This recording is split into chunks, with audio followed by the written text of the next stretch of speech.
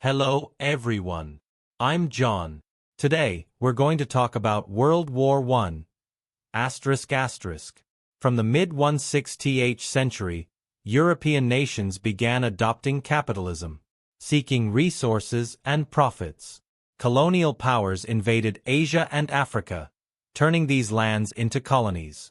By the late 19th century, tensions were rising.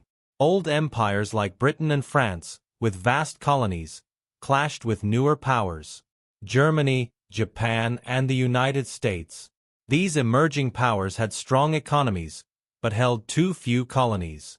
At the start of the 20th century, Germany overtook Britain to become Europe's leading industrial power, the world's second largest, after the US. A warlike nation, Germany joined with Austria-Hungary and Italy to form the Central Powers, preparing to carve up the globe. In response, Britain signed treaties with Russia and France, creating the Allied Powers. Two rival military blocs faced off in Europe, each racing to militarize. Imperial war, fueled by competition over colonies, became inevitable. On June 28, 1914, the assassination of the Austro-Hungarian heir by a Serbian nationalist shocked the world.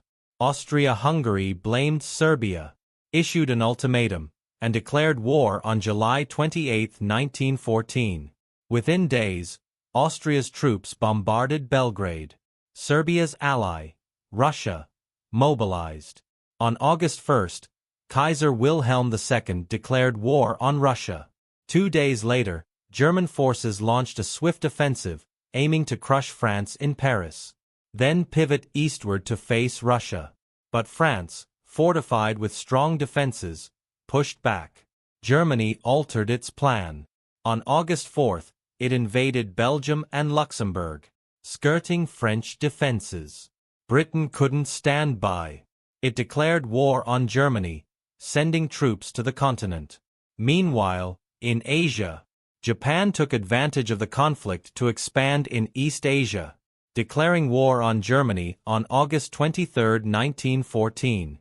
In the Middle East, the Ottoman Empire joined the Central Powers, attacking Russian coasts by sea on October 29, 1914.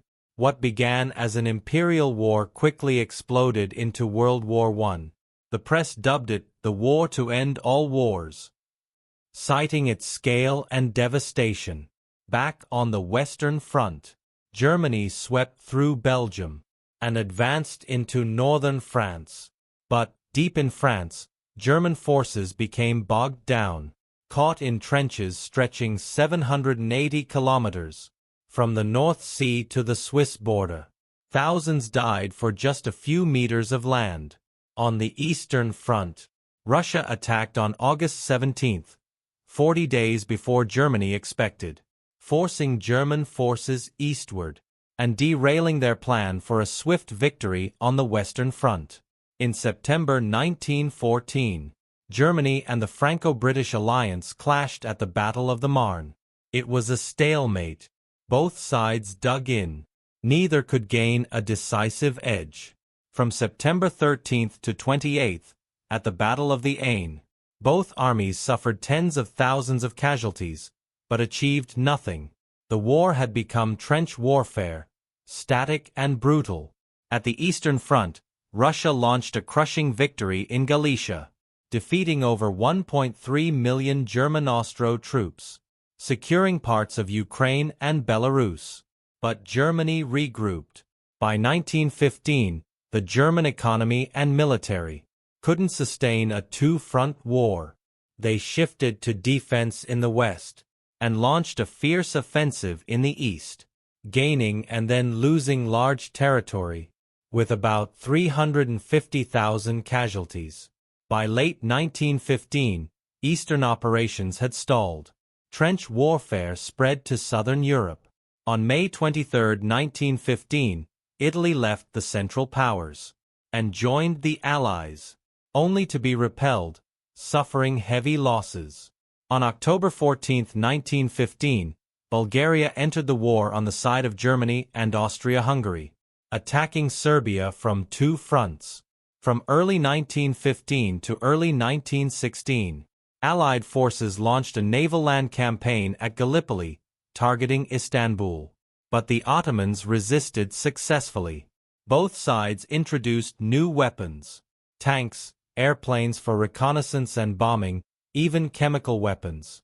By mid-1916, economies were strained, troop morale low. August 1916. Russia capitalized on Germany's focus on the West, launched a major offensive in Galicia, routing German Austro armies, reclaiming territory, inflicting heavy losses. Again, however, Russia failed to press its advantage. Germany refocused on the Western Front, resulting in another war of attrition. December 1916 brought the battles of Verdun and the Somme. Nearly 700,000 casualties. 4 tiny gains. Allied hopes faltered. By late 1916, Austria-Hungary lost the strategic initiative, shifting to defense on both fronts. Russia, crumbling under economic stress, suffered hunger, unemployment, and military defeats.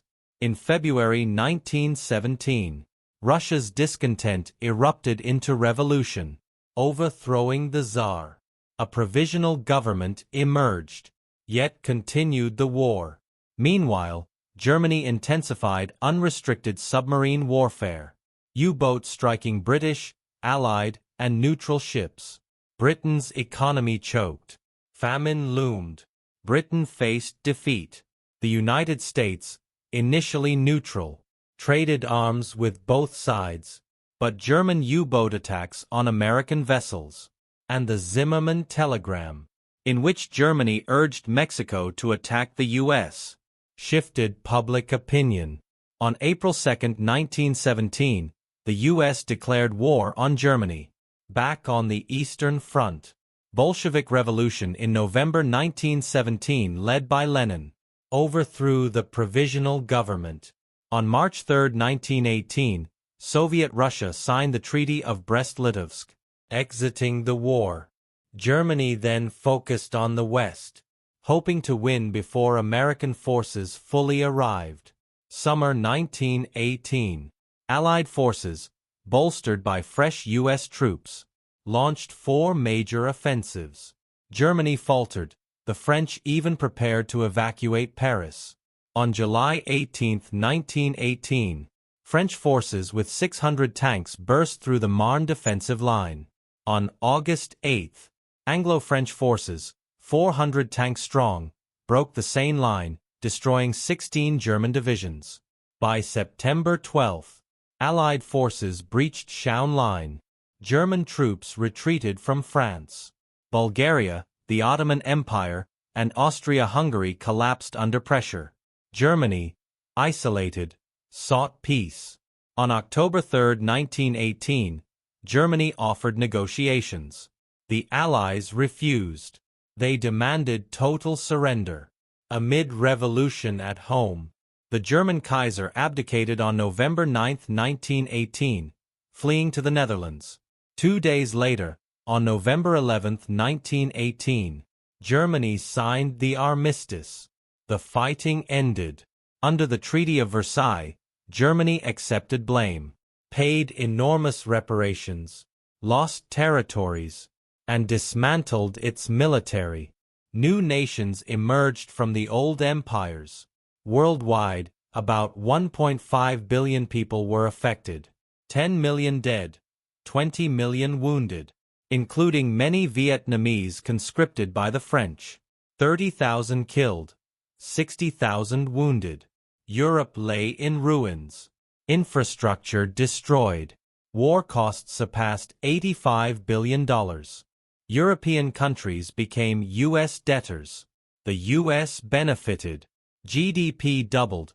Overseas investment quadrupled. Japan reclaimed former German territories, boosting its status in East Asia and the Pacific. New political borders, collapsed empires. Germany, Austria-Hungary, Ottoman Empire vanished. Soviet Union arose, ushering in an ideological divide that defined the 20th century. Economic instability in Italy and Germany paved the way for fascism.